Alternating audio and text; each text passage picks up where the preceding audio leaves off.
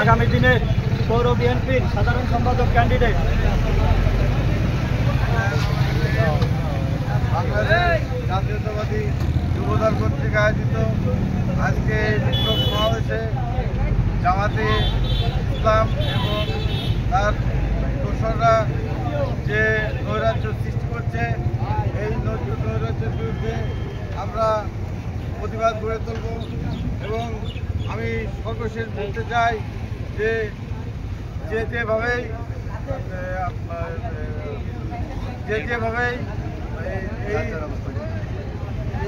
এই অবস্থাকে পরিবর্তন এবং খারাপ দিকে নিয়ে যাবে, তাদের কোনো ছাড় নেই।